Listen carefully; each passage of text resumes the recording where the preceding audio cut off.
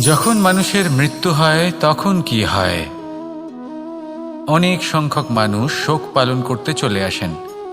যে ব্যক্তি মৃত্যু লাভ করেছেন তার অনেক বস্তু থাকে যেগুলো তার প্রিয়, যেগুলো তিনি ব্যবহার করেছেন। তার শয্যা, তার বস্ত্র, তার আভূষণ সবকিছু তার থেকে বিচ্ছিন্ন করা হয় এবং খালি হাতে তাকে শ্মশানের উদ্দেশ্যে রওনা করা হয়।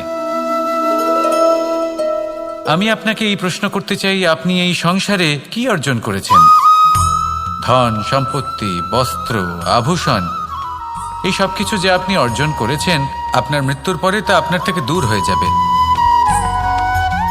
এর উত্তর হলো একটাই, আপনার কর্ম। শুধু সেটাই আছে যা একান্ত আপনার, আর শুধু সেটাই এই সংসার থেকে চলে যাওয়ার পরেও সংসারেই জীবিত থাকবে। যদি আপনি দুষ্কর্ম করেন তাহলে এই সংসার আপনাকে একটি অনুচিত উদাহরণ হিসেবে মনে রাখবে যে এই ব্যক্তি খুব পাপী ছিল, অনুচিত কর্ম করতেন।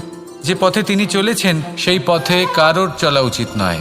সেখানেই যদি আপনি সৎকর্ম করেন তাহলে সংসার চিরকাল এটাই বলবে যে খুব ভালো মানুষ ছিলেন, সবাইকে ভালোবাসতেন, সবাইকে সাহায্য করতেন, আমার খুব প্রিয় মানুষ ছিলেন। এটাই হলো শ্রেষ্ঠ কর্ম।